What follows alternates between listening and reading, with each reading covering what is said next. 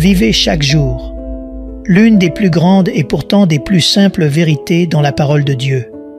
Je veux partager avec vous sur le sujet, le but de la prière. Notez-le, s'il vous plaît. Le but de la prière. Peu importe la taille de votre Église, je veux la mesurer par la taille de vos réunions de prière. Le dimanche matin, tout le monde est à l'église, avec la plus petite réunion dans chaque église. Des centaines de personnes se rassemblent chaque lundi soir dans notre église. Ils prient en ce moment pour nous, pas trop loin d'ici, aux Bahamas. Ce n'était pas toujours comme ça. Je suis allé dans des églises de 5000 personnes. Et puis le mardi soir, à la réunion de prière, à peine 100 personnes. Et la plupart d'entre eux sont des personnes âgées qui viennent parce qu'ils n'ont rien d'autre à faire. Je vais dire certaines choses ce soir pour vous secouer, mais qui s'en soucient. Il n'y a aucun endroit dans la Bible où vous ne pouvez jamais trouver un ministère d'intercession. J'ai lu ce livre 32 fois. Je ne peux le trouver nulle part où Dieu a mis un ministère d'intercession. Ça n'existe pas dans la Bible. Il y a des gens qui intercèdent, mais il n'y a pas de ministère d'intercession. Pourquoi est-ce que je dis ça? Parce que vous avez des gens qui vont dans des églises de 500, 1000, 10 000 personnes, et puis ils laissent la soirée de prière à quelques personnes âgées. Et ils les appellent intercesseurs. Mais selon la parole de Dieu, tout le monde est censé prier sans cesse. Et ma question est, pourquoi les gens dans l'église ont-ils peur des réunions de prière? Pourquoi n'y vont-ils pas? Je l'ai compris il y a des années, parce que j'ai moi-même arrêté d'y aller. Pourquoi les gens ne prient-ils pas? Parce qu'ils ne le font pas bien. Pourquoi ne sommes-nous pas à la réunion de prière? Les réunions de prière sont devenues déprimantes après un certain temps. Ne soyez pas encore déprimés. Je vais vous aider. Mais occupons-nous d'abord de quelques faits. Nous aimons chanter. Nous aimons adorer. Nous aimons être présents lorsque tout le monde est à un service de culte. Mais les réunions de prière, nous n'arrivons tout simplement pas à trouver du temps pour elles. Et puis il y a la vie de prière personnelle. Vous savez, la plupart d'entre nous ont dans nos maisons ce qu'on appelle des livres de cuisine. Quelqu'un a-t-il un livre de cuisine chez lui? Ouais, ma femme en a quelques-uns. Les livres de cuisine sont des livres étonnants. Nous ne les avons jamais utilisés. Et chaque fois que nous en voyons un nouveau, nous l'achetons et il s'empile sur l'étagère de la cuisine avec les autres. Quelqu'un sait que j'épelle la vérité ici? Nous n'utilisons pas de livres de cuisine, mais nous les aimons. En fait, nous aimons les images, mais nous ne les utilisons pas. Et c'est ce que sont les livres de prière pour la plupart des gens. Ils achètent des livres de prière, mais ils ne prient jamais. Quelle tragédie! Pourquoi ne prions-nous pas? Matthieu chapitre 6, verset 5 est une déclaration faite par Jésus en référence à la prière. Jésus a dit « Et quand vous priez, c'est assez ». Il n'a pas dit « si vous priez », mais « quand vous priez ». Il parle à ses disciples. Il dit « quand vous priez », quand implique que vous ferez cela, je m'attends à ce que vous fassiez cela, et c'est naturel de faire cela, vous ferez cela. En d'autres termes, la prière selon le Christ notre Seigneur n'est pas un choix. Ce n'est pas une option pour vous de croire, dit-il. Alors vous ferez cette chose appelée prière. Quand vous priez, chaque croyant sait qu'il doit prier. Le plus petit rassemblement dans chaque église est toujours la réunion de prière parce que la prière est considérée comme le rôle de quelques intercesseurs. Les livres de prière sont comme des livres de recettes. Vous les lisez et puis nous n'agissons pas. Mais j'ai quelques questions sur la prière qui m'ont dérangé pendant des années. Certaines questions qui peuvent vous choquer. Numéro 1. Si Dieu est souverain, pourquoi prier? Je veux que vous y réfléchissiez 1 minute. Si Dieu est souverain, alors pourquoi devrions-nous prier? Et c'est une bonne question. Si Dieu est souverain, cela signifie que Dieu peut faire tout ce qu'il veut faire. alors pourquoi devrions-nous prier si Dieu est souverain de toute façon? Il va faire ce qu'il a envie de faire de toute façon. Alors pourquoi prier? C'est une bonne question. Deuxième question. Si Dieu n'est pas influencé par nous, alors pourquoi prier? La souveraineté signifie en fait qu'il est libre de votre influence. Alors pourquoi devrions-nous prier? Si je prie pour que Dieu fasse quelque chose et qu'il est souverain, il pourrait faire le contraire. Alors pourquoi devrais-je perdre mon temps à faire appel, à apaiser et à pétitionner un Dieu qui fera ce qu'il a envie de toute façon? C'est une question légitime et logique. Troisième question. S'il est Dieu, alors pourquoi prier? J'ai eu les réponses qui ont changé ma vie. Je vais vous donner 3 réponses qui m'ont changé. Numéro 1, Dieu est aussi souverain que sa parole. Numéro 2, Dieu est limité par sa parole. Et 3, Dieu ne violera jamais, jamais sa parole. Je répète, la raison pour laquelle nous prions est à cause de 3 choses. Numéro 1, Dieu est aussi souverain que sa parole. Numéro 2, Dieu est limité par sa parole. Et numéro 3, Dieu ne violera jamais pas seulement à la création, mais cela devient aussi une loi pour Dieu. Dieu est souverain jusqu'à ce qu'il parle. Saint-Esprit, aide-nous. Tant que Dieu ne parle pas, il est souverain. Mais quand il parle, il devient piégé par ce qu'il dit. C'est pourquoi Dieu ne parle pas trop. Certains d'entre vous ont demandé à Dieu de vous parler, et Dieu ne vous parlerait pas. Pourquoi?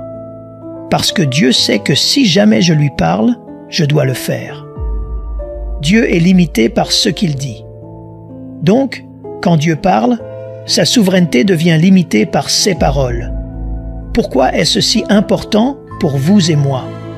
Parce que la prière a été créée par les limitations étranges dans le Nouveau Testament pour moi.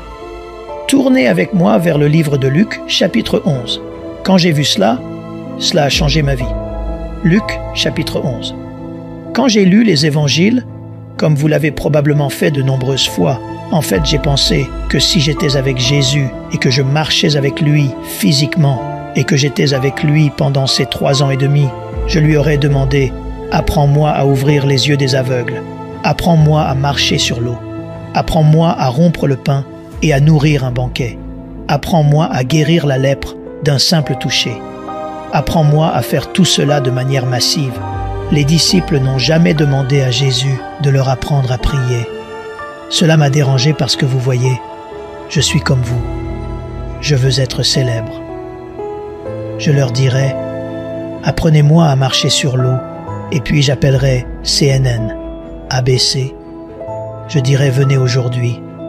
Je vais vous montrer quelque chose, et je serai en couverture du Time Magazine, en train de marcher sur l'eau en Floride. Ou apprenez-moi à guérir la lèpre, ou laissez-moi ouvrir les yeux de quelques aveugles. Laissez-moi faire quelque chose de dynamique que tout le monde pourrait voir. Ils ne l'ont jamais fait. Ils lui ont seulement demandé de leur apprendre la seule requête, de leur apprendre à prier.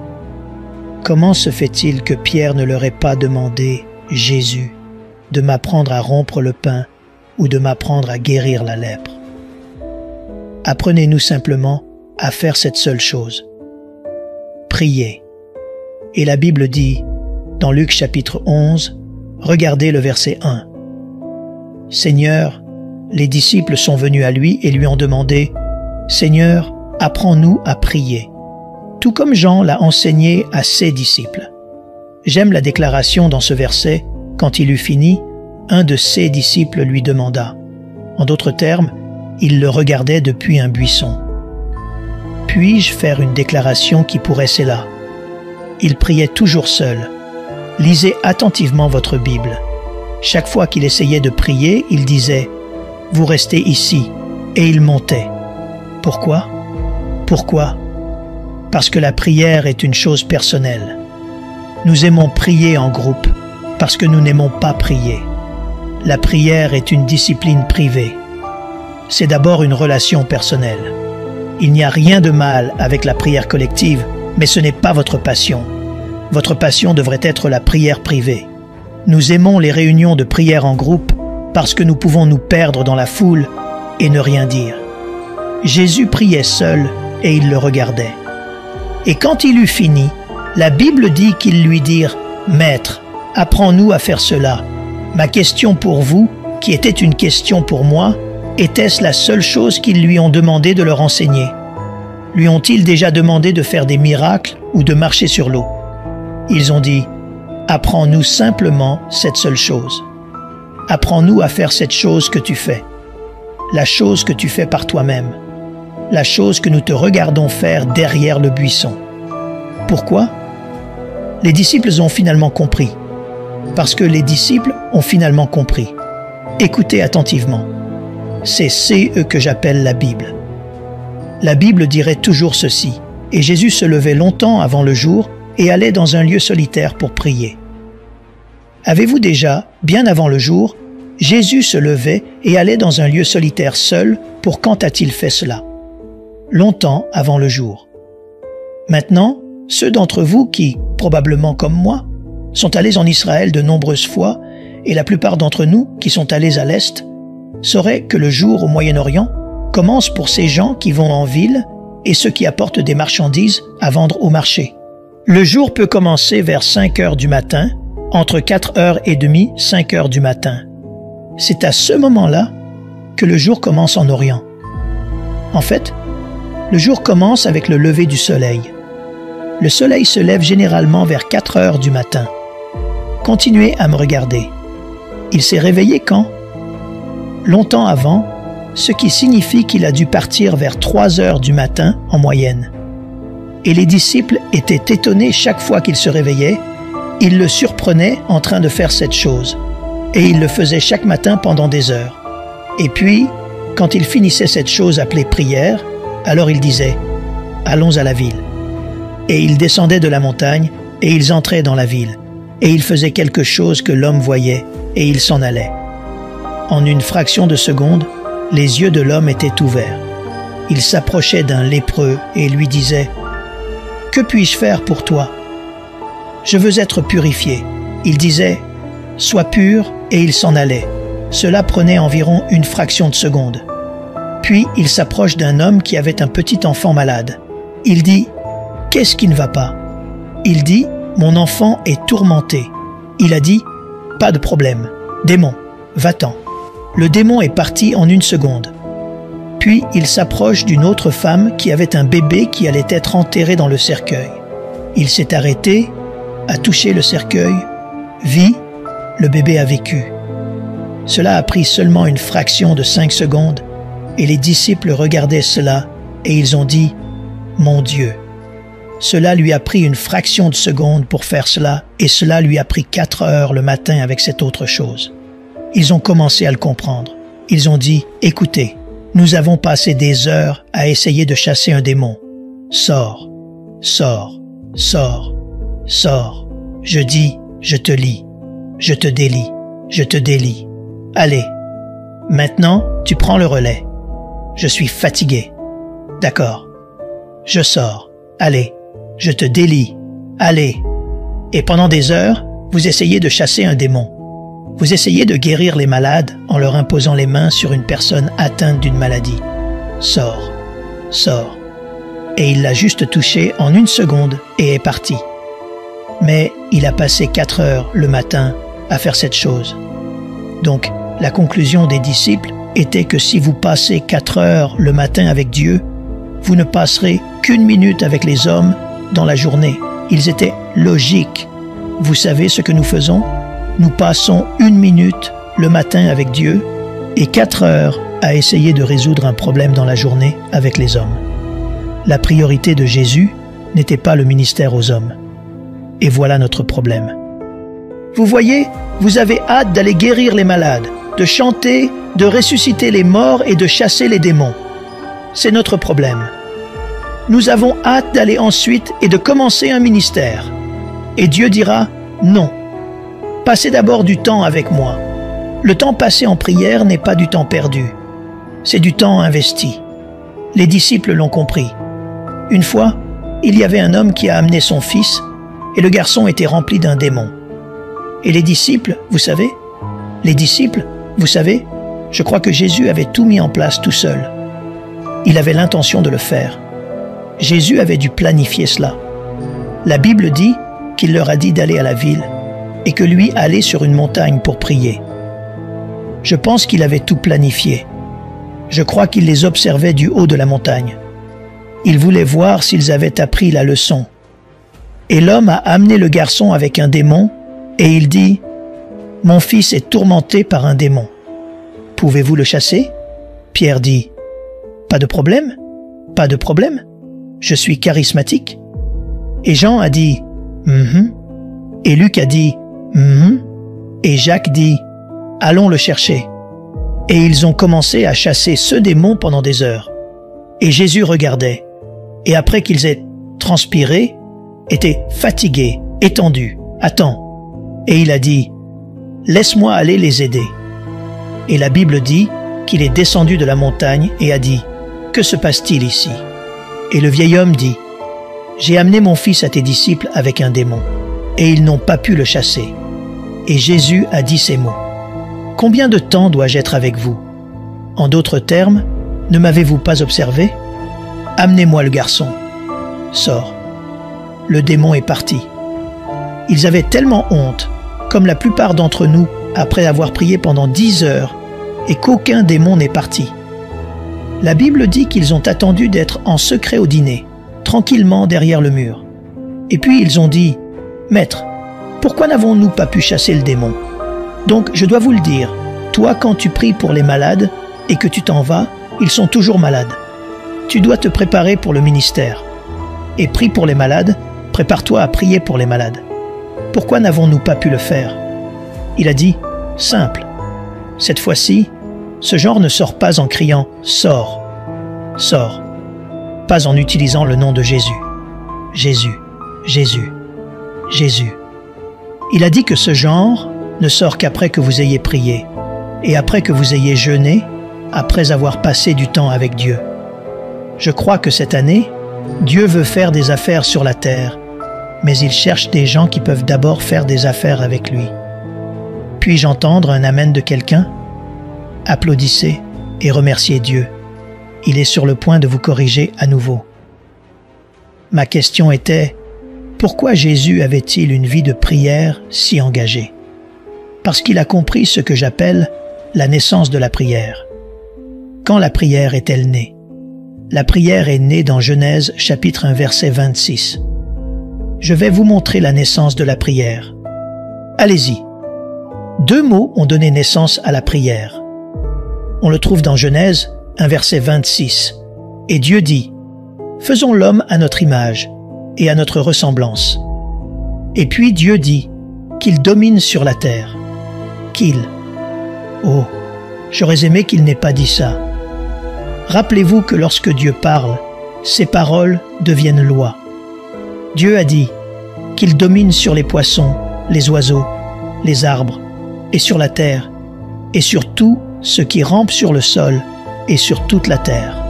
Que tout le monde dise qu'il. Dites-le fort. C'est la déclaration la plus puissante concernant la prière que vous puissiez apprendre. Dieu dit qu'il domine sur la terre, qu'il domine la terre. J'aurais aimé que Dieu dise « dominons ». S'il avait dit « dominons », qu'il domine. Eux qui? Eux, l'homme. L'homme qui? Eux, l'homme, l'humanité. Qu'est-ce qu'un homme? Un homme est une étrange créature car dans Genèse chapitre 1, Dieu a créé l'homme. Au chapitre 2, il a fait le corps de l'homme. Puis il a mis l'homme à l'intérieur du corps. L'homme, le mot « homme », est en fait le nom que Dieu a donné à l'être spirituel, puis Dieu a donné à l'être spirituel une mission physique. Et vous savez que les esprits ne peuvent pas apprécier les choses physiques, donc Dieu a créé un costume terrestre pour l'homme spirituel, et donc Dieu a pris l'homme et l'a mis à l'intérieur du corps terrestre. Genèse 2, verset 8. Et donc Dieu a fait un homme dans un corps spirituel, dans une maison physique. C'est ce qu'est un humain. Un humain est 2 mots mis ensemble. C'est l'homme, humus. Humus signifie terre, homme signifie terre. Mettez l'homme à l'intérieur de la terre, On l'appelle un homme humus. Nous l'appelons humain. Un humain est un mystère. Un humain est un être spirituel dans un corps de terre. En d'autres termes, un être humain est une intégration du physique et du spirituel. Vous êtes un esprit, mais vous vivez dans un corps. Votre corps est humus, c'est de la terre. Mais vous êtes un homme, c'est l'esprit. Donc quand Dieu nous a mis dans un corps, humus, il a mis l'homme dans l'humus, et donc nous sommes devenus un homme humus, ou un humain. Et c'est à cette créature que Dieu a dit qu'il domine sur la terre.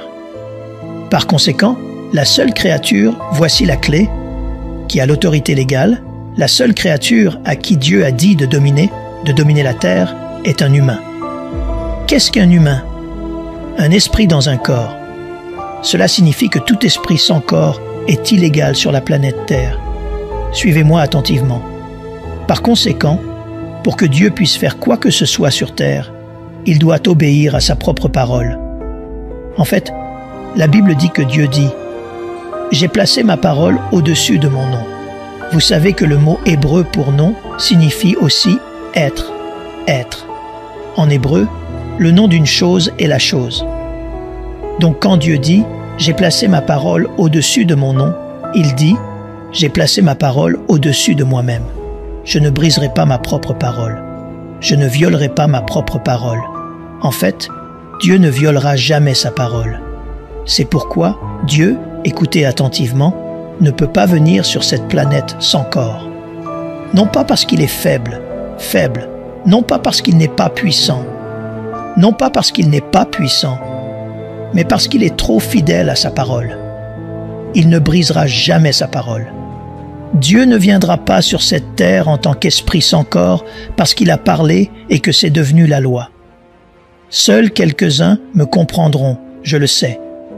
Par conséquent, si quelque chose doit être fait sur terre légalement, il doit être fait par un esprit avec un corps. C'est pourquoi Adam et Ève, quand ils étaient sur le point de cueillir le fruit, Dieu ne pouvait pas interférer parce que Dieu est quoi? Esprit. Ève était une femme faible, une petite créature qu'il avait créée, mais il ne pouvait pas l'arrêter. Pourquoi?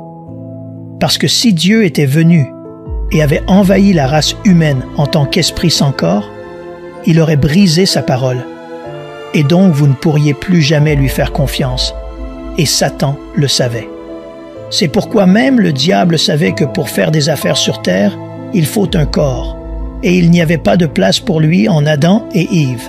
Alors il est allé voir un serpent et a négocié pour utiliser son corps de terre. Et le serpent lui a donné un corps de terre.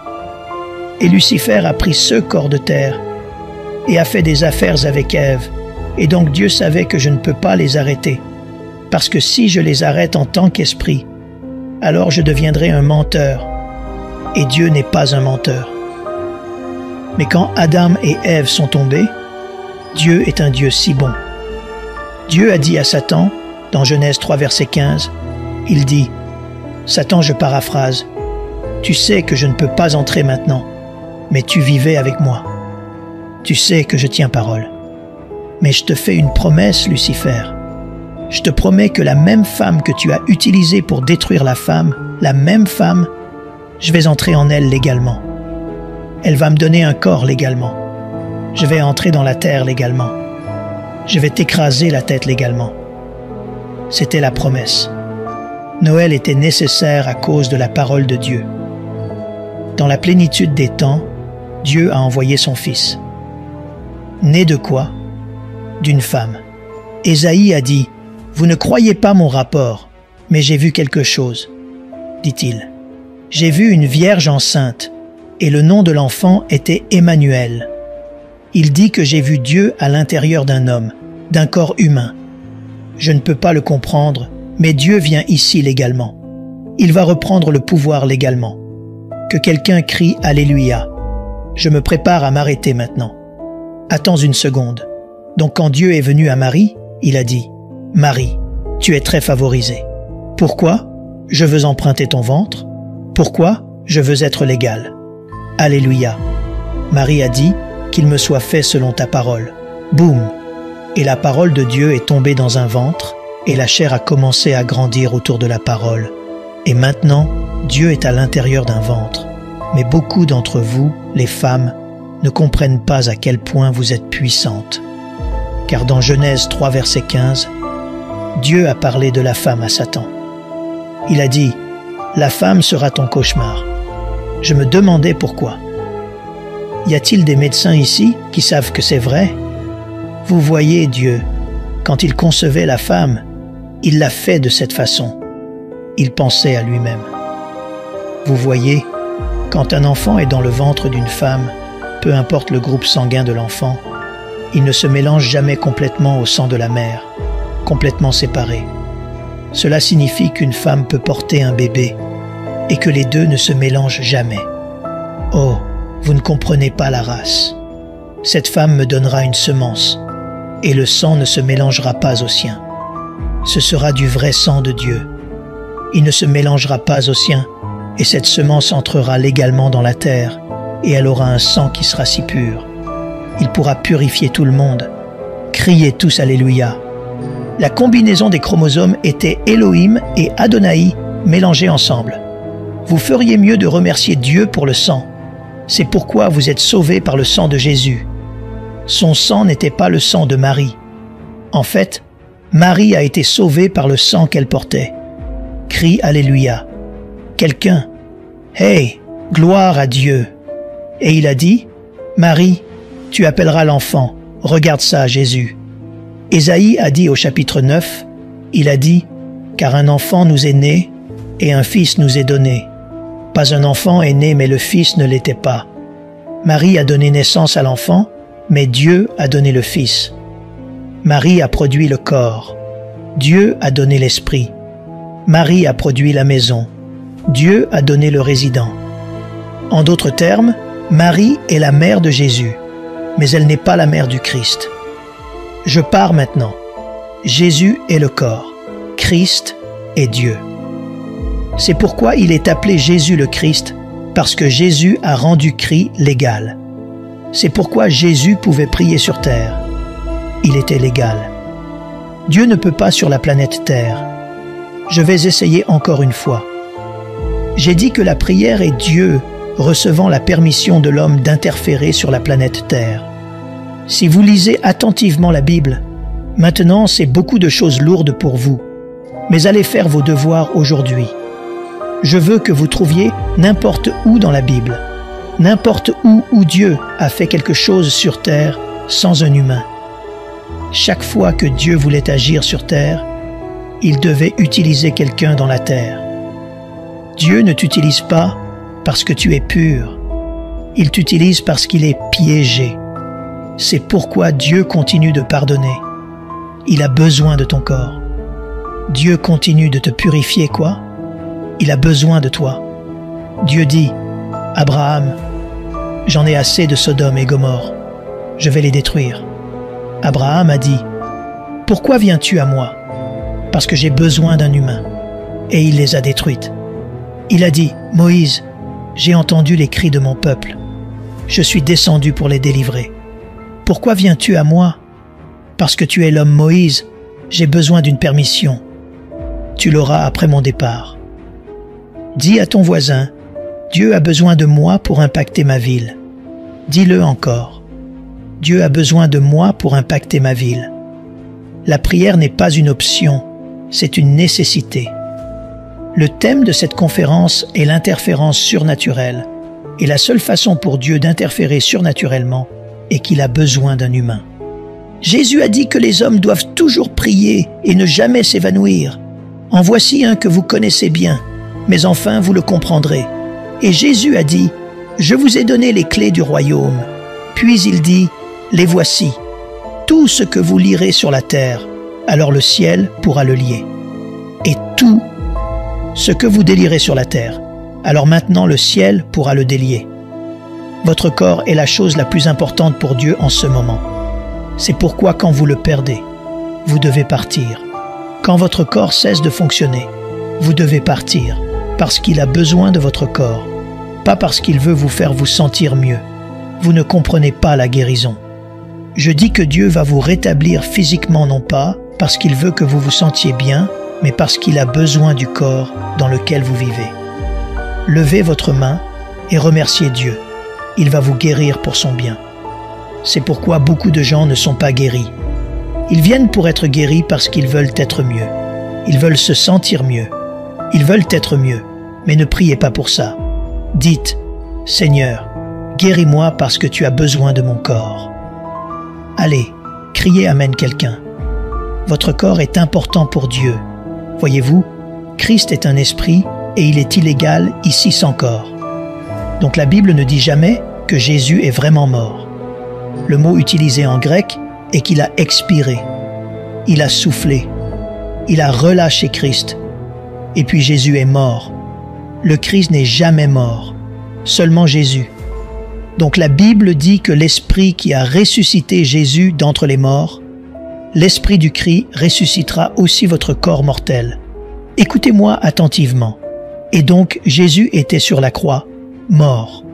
Christ est descendu dans la Géhenne et le Shéol à travers l'Hadès, est entré dans les donjons des ténèbres, a ouvert d'un coup de pied la porte de la dépression.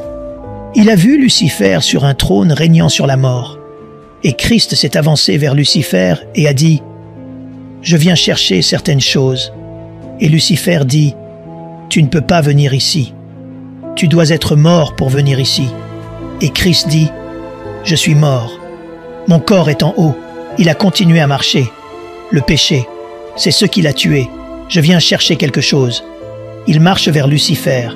Il lui retire de ses mains 3 clés et il les vérifia. La mort, l'enfer, le tombeau. Il les a retirés. Je me prépare à m'asseoir maintenant. Lucifer n'a plus rien. Et Christ s'est retourné et a dit « Je reviendrai. » Et il est parti avec les clés de la mort, de l'enfer et du tombeau. Il a ouvert d'un coup de pied la porte des donjons. Il a ouvert les cellules de ceux qui étaient perdus et liés pendant des années. Il dit « Viens, Abraham. Ésaü, viens, mets-toi derrière moi. » Et la Bible dit qu'il a emmené des captifs dans son train et il les a ressuscités des morts. Il les a emmenés au paradis, les a déposés devant le Père et il a dit « Je n'ai pas encore fini. Je dois redescendre sur terre. » J'entends Gabriel dire « Mais tu ne peux pas descendre là-bas parce que tu n'as pas de corps. » Et puis il dit « J'en ai un sur glace. » Allez, quelqu'un. Et Christ est redescendu sur terre, est entré dans le corps de Jésus. Il est revenu et Jésus a dit « Merci beaucoup. Je pensais que tu m'avais oublié. » Il dit « Non, c'est parti. » Il a ouvert d'un coup de pied la porte de ce donjon et sorti avec la puissance de la résurrection. Il rencontre ses disciples. Il dit « Maintenant je dois y aller. Jésus a fini son travail. Il doit partir. Le même Jésus que vous voyez partir, il reviendra un jour. Mais je reviendrai immédiatement. Ouais, mais tu n'as personne, Christ. Christ, tu es illégal. Tu n'as pas de corps. Et Christ a dit que j'avais pris des dispositions. J'ai un corps, mais cette fois ce ne sont pas 2 mains et 2 jambes et 2 yeux. Ce sont des millions de mains, des millions de jambes. J'ai toujours un corps. Je suis toujours légal. C'est pourquoi l'Église n'est jamais appelée le corps de Jésus.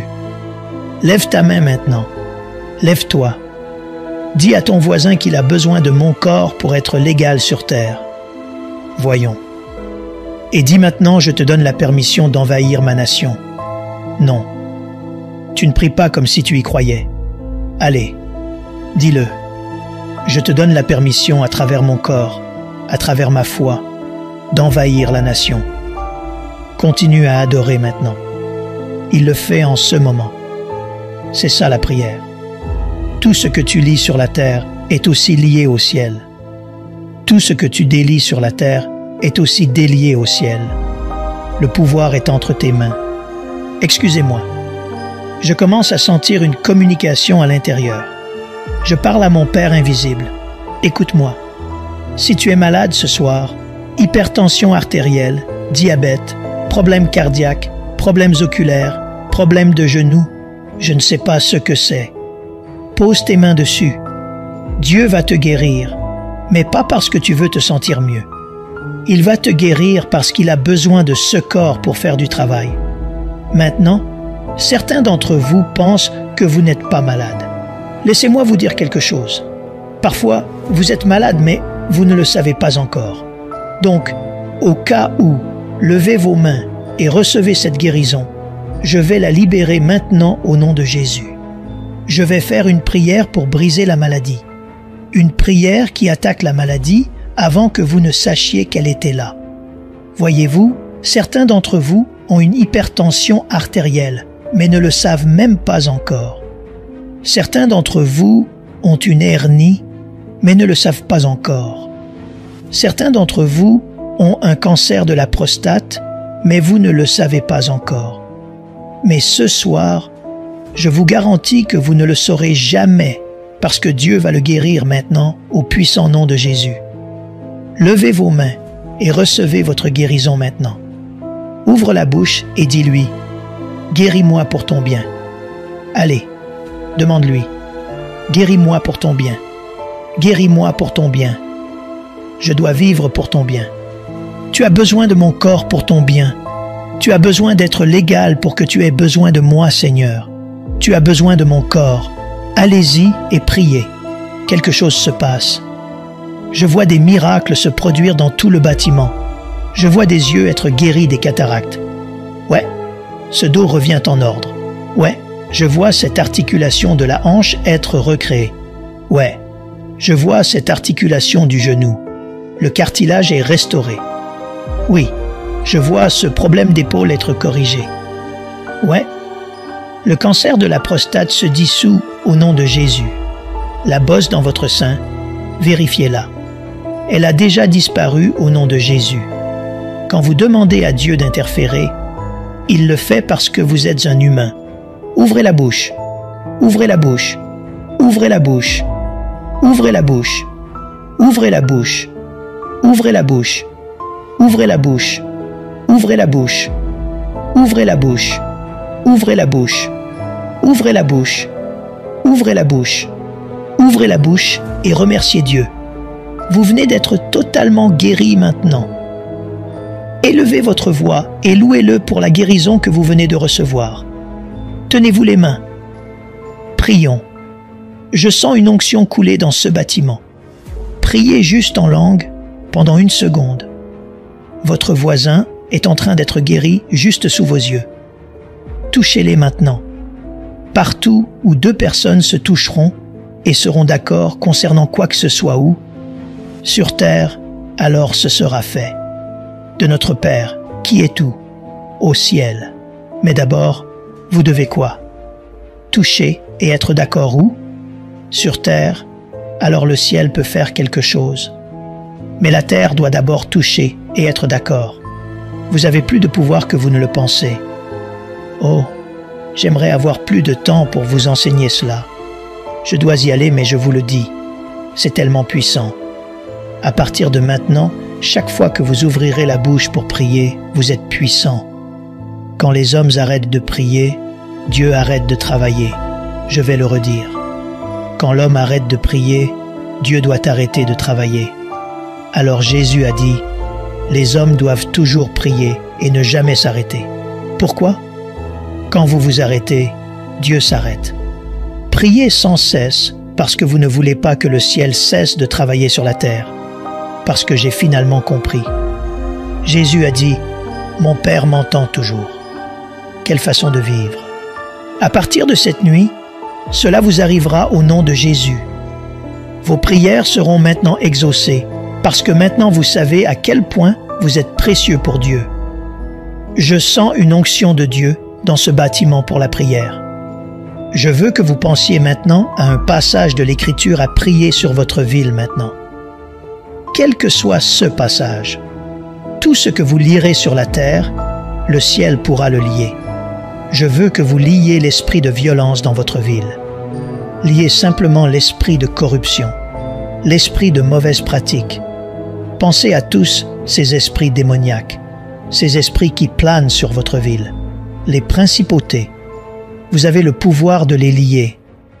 La Bible dit que les anges feront la volonté de ceux qui sont héritiers du salut. Ils attendent que vous leur disiez quoi faire. Levez la main maintenant et parlez sur votre ville. Dites à ces esprits qu'ils sont illégaux. Ils n'ont pas de corps. Chassez-les. Ils n'ont pas de corps. Ils sont illégaux. Je m'oppose à l'esprit de terrorisme. Vous, démons immondes de la peur, je vous lis sur terre. Vous n'avez aucun droit ici. Quittez cette planète au nom de Jésus. Allez-vous en esprit immonde de peur, de terrorisme, de mensonge, de corruption et de violence. Sortez de notre ville au nom de Jésus. C'est le pouvoir que vous avez en tant que corps. Vous ne mourrez pas. Dieu n'a pas fini de travailler à travers votre corps. Maintenant, levez les mains et commencez à pousser un cri de triomphe. Quelque chose vient de se passer dans le monde spirituel ce soir. Allez, bénis le Seigneur, ô mon âme.